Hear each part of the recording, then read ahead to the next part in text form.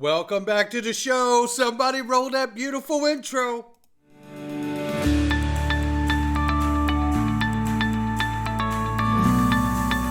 Digital Perspectives with Brad Kimes. Come on in.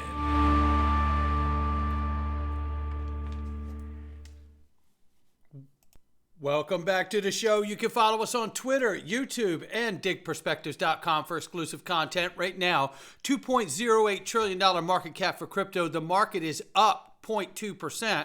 Right now, Bitcoin 56,600 plus, 2,400 plus for Ethereum, 114 billion plus market cap for Tether, USDC 34 billion plus market cap for USDC. Number 7 spot is XRP at 50 cents, off 1% on the 24, off 22% on the 7-day, much like the rest of the market. Look at the range of price here. 50 cents to 52 cents, we're sitting about smack dab in the middle. But I want to play this for you right quick if you're not aware of this. Look, a lot of us were forced into getting a shot when the COVID breakout happened. And we know now that there's a lot of side effects from that shot, as well as getting a hold of really reliable medicine during a pandemic or a crisis is extremely difficult. And we're going to solve that problem for you because I've been personally affected by this entire thing. And I know a lot of other people have reached out to me to tell me they have been as well. But listen to these numbers here. I could just highlight some of the alarming data from the DMED from 2021 after the rollout of the vaccine. Reports of myocarditis increased 2,800%. Cancers by various types increased 300 to 900%. Infertility, both genders, increased 500%. Miscarriages increased 300%. Neurological disorders increased 1,000%.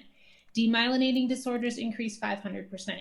MS increased 600%. Guillain-Barré syndrome, 500% increase. HIV, 500% increase. And pulmonary embolisms, 400% increase.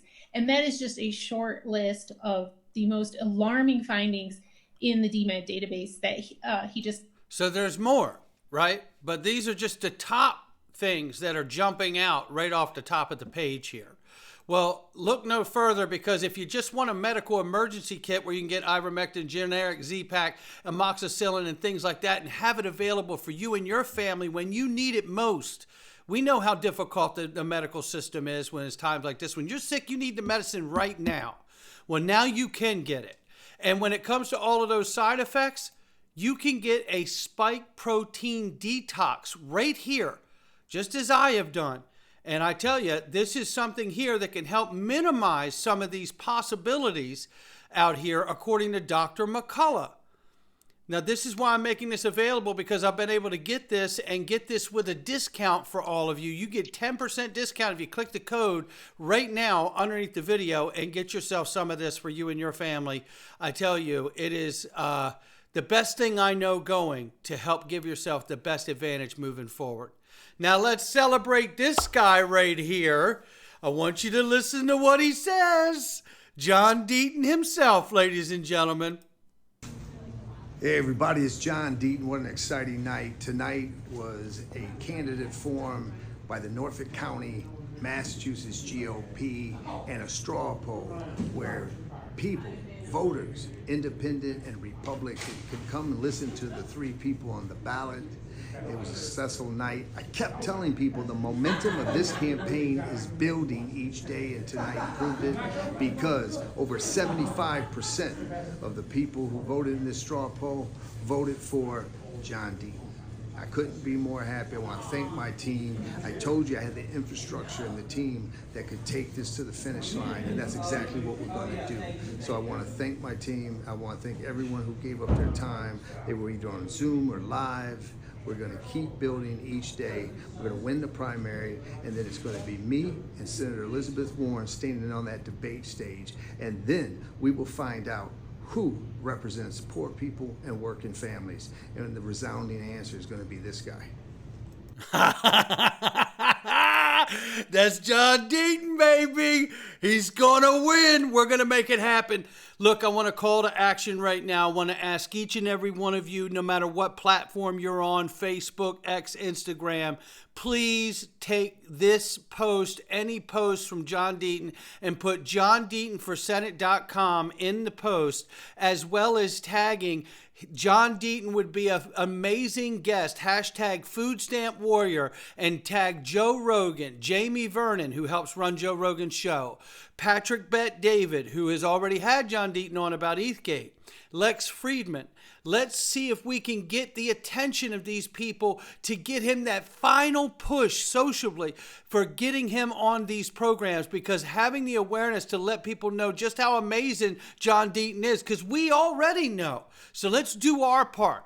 As one guy told me, one of the smartest people I've ever met, all you can do is everything that you can do.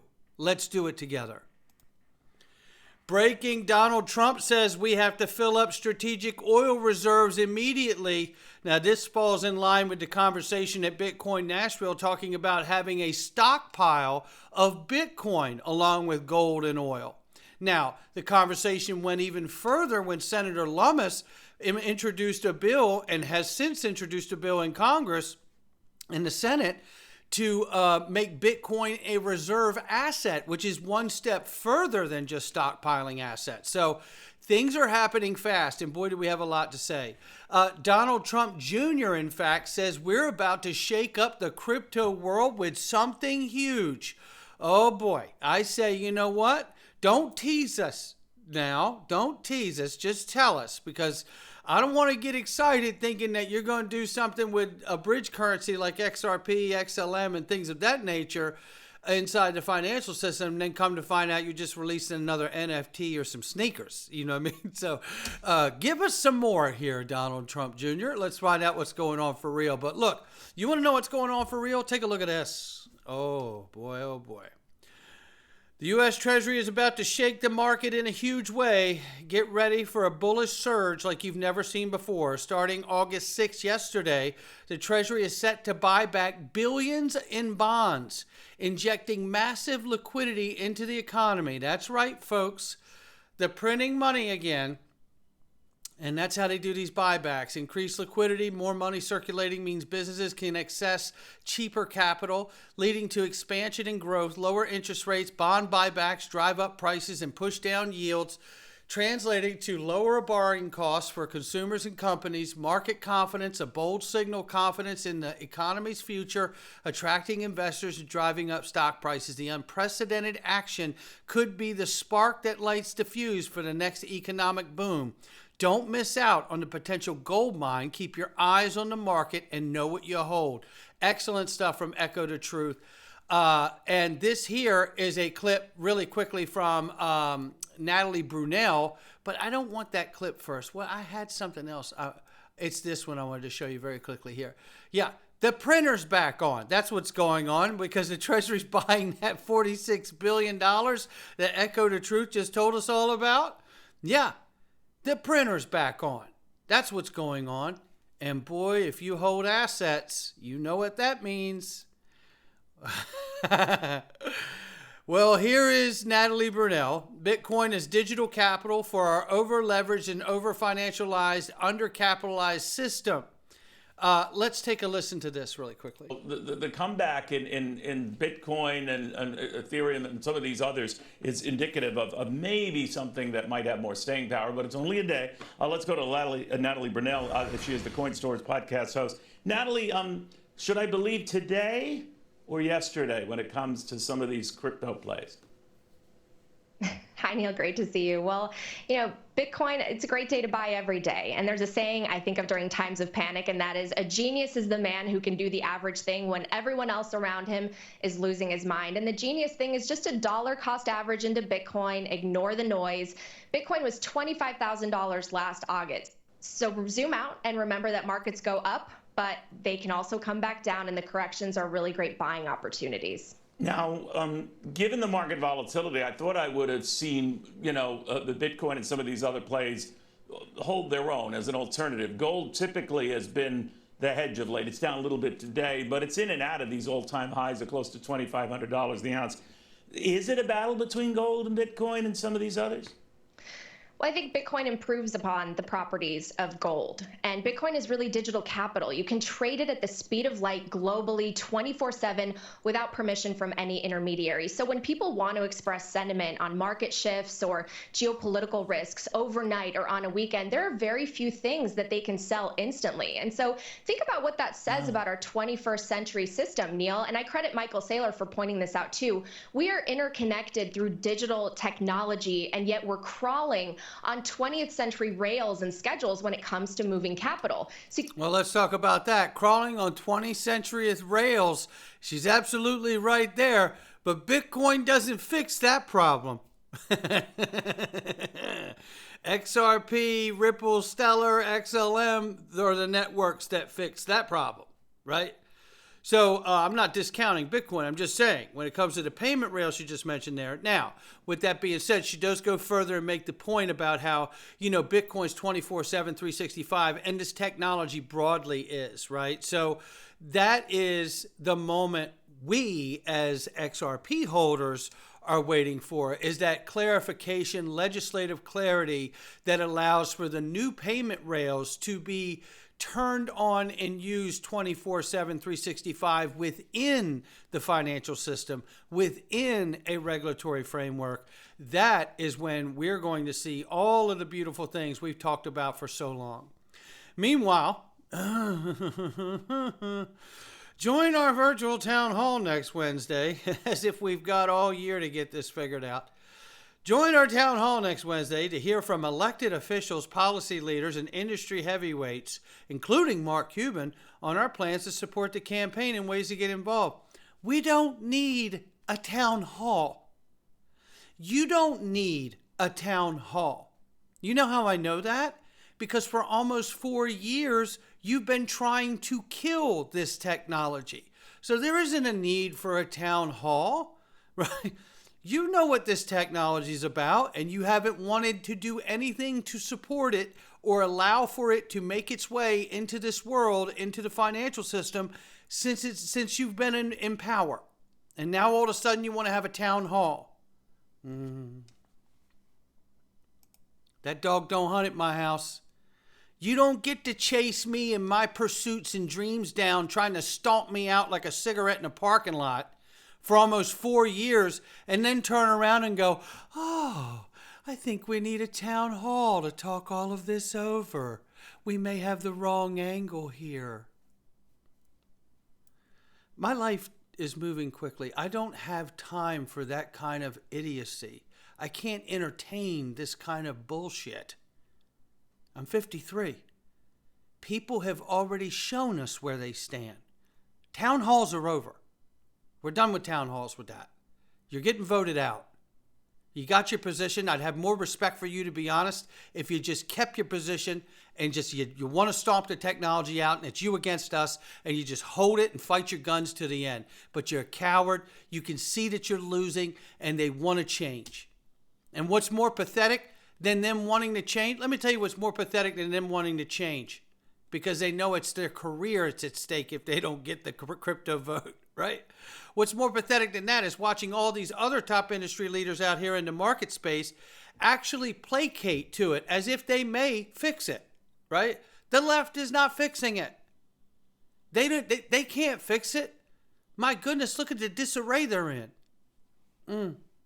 Let's talk about some good news. Ripple's got some good news. They've partnered with Innovation Hub DIFC to accelerate blockchain innovation in the UAE. Together, we're driving blockchain adoption among startups, scale-ups, shaping the future of finance on the XRP ledger. Well, we love hearing this. What does it really mean? Here's what it really means. Dubai. Ripple, the leading, not a leading, the leading provider of enterprise blockchain. The leading provider, not a, the. There you have it. That's a big deal. Love that bold statement. Announced plans to work with DIFC Innovation Hub and Dubai International Finance Center. And essentially what I want to give to you is this. Ripple committed 1 billion XRP, which was back, I think, in it says it right here. Fund late 2021. Ripple has funded 160 teams building on the XRP ledger, reaching 47 countries to date. You know, no one else is working this hard that I'm aware of. No one. Spanning from use cases of DeFi, real-world asset tokenization, and other groundbreaking new solutions. The other part I want to remind people of is this. Ripple was the first company to address multi-trillion-dollar pain points associated with cross-border payments. That's why they are integrated with the FedNow system. That's why they're integrated and working with the Digital Pound Foundation. That's why they're working with the Digital Euro Foundation, and so on and so on and so on. They're solving the multi-trillion-dollar pain point for cross-border payments. Now, utilizing blockchain and crypto at scale, Ripple's payment and custody infrastructure, because remember, they've been buying custody companies too, Medico, Standard Custody and Trust, has experienced continuous global growth with the payment solution available in more than 80 payout markets, representing over 90% of the global foreign exchange market, and live custody offerings in 20 jurisdictions. Wow. I mean, think of this when the clarity for tokenization of real-world assets is in place, that they're all the work is done, right? They can simply just come on in. Look, and come on in and onboard these entities onto the digital platforms respectfully. It is remarkable what we're watching take place. And I know that most people are watching, the price and they're upset about it. And I get it. But this fundamental news, it just gets me so excited. Let's assume it's again $1 billion, right, of exchange that's happening. Then you have an opportunity to match these two order books together. And with almost nil friction, you're able to take a AED and do a payout in Philippines peso, right? And that's the plumbing that we are building, and digital assets enables that without compromising on AML, without compromising on KYC, without compromising on any security standards around the world. You're able to take advantage of 24/7 market in AED to XRP, hypothetically, for example, and XRP to Philippines peso. There you have it right there. So it's, all it is Naveen Gupta explaining XRP as a bridge currency. That's all it is. Now, urgent, Trump's proposal for leveraging Bitcoin reserve has sparked a debate on whether XRP could serve as a cost-effective payment method to settle U.S. debt to China. Concurrently, Ripple is accelerating the release of their stablecoin. Is this merely a coincidence? The leading DeFi token, and when they talk about that, then I don't want to talk about that. That's just that pumping a coin there. But nevertheless, let's listen to this clip here. This afternoon, I'm laying out my plan to ensure that the United States will be the crypto capital of the planet and the Bitcoin superpower of the world, and we'll get it done. See, look at that. Don't need a town hall. There's your town hall right there. I just told you what I'm going to do. And now, let's be clear. This is coming from a president when his first 4 years, he didn't like Bitcoin and crypto. He was very, very negative towards it, the way this administration is. And it seems that he has learned enough. Now, he's not, these don't appear to be promises that he could just abandon. He has grabbed a hold of this like a buoy in the ocean. This has become a part of his campaign promises. These are actual points that will be addressed once he gets into office in the first 100 days. Keep listening. You don't need a town hall. You want to get me to cast my vote for the administration that's in here today? Start sounding more like this. You don't need town halls and tell everybody what you're going to do. If crypto is going to define the future, I want to be mined, minted, and made in the USA. It's going to be. It's not going to be made anywhere else. And if Bitcoin is going to the moon, as we say, it's going to the moon, I want America to be the nation that leads the way. And that's what's going to happen. I pledge to the Bitcoin community that the day I take the oath of office, Joe Biden and Kamala Harris's anti-crypto crusade will be over. It will end. It'll be done. It'll be done. And that's why I'm a one-issue voter, but keep listening. On day one, I will fire Gary Gensler and appoint a new SEC chairman. See, that's how you get it done. Just tell us what you're going to do. Kamala Harris could come out and do that exact same thing. Actually, she could have him step down. She has pathways to get Gary Gensler to step down and say, now let's have a town hall. Gary Gensler is no longer the chairman of the SEC, and we're having a town hall. We're going to get this figured out, the United States of America. Where's that leadership verbiage? It's too busy being taken up by saying we're going to be unburdened by what has been, right? Well, I noticed that the stock market just got unburdened by what has been. A few $1 trillion siphoned off of that market. Let's take a look at this. There's a few things that are special about this. One is the chart itself. Two is you got two OGs celebrating each other here. I love this. This is going on thumbnail. You can know it now. 13th candle will change lives. I mean, the hair is standing up on my neck right here. The yearly chart of XRP is excellent to look at. All the tears of joy in the daily charts were collected in those 12 candles. 13th candle in 2025, the primary support and resistance intersected. You can see where we are right here. These are yearly candles from its inception. You can see where we're at. This is remarkable. When I come back to the idea that I see not only Dark Defender share that, and then Ed Grad Crypto celebrate it by saying the 13th candle will change lives. XRP Generational Wealth. Look, we've come this far. We have come this far, but if I'm certain of anything, we have to have legislative clarity. The log jam isn't just Gary Gensler. It's also the OCC. Remember, Brad Garlinghouse told us that. Legislative clarity will lead the way. And any moment, and it could be happening while I'm talking right now, Judge Annalisa Torres will be delivering her ruling on the remedies phase of the SEC versus Ripple case. And I would imagine soon after that moment, the launch of the real USD will be in play. Not financial advice from me or anyone else. It's just my digital perspectives. I'll catch all of you on the next one.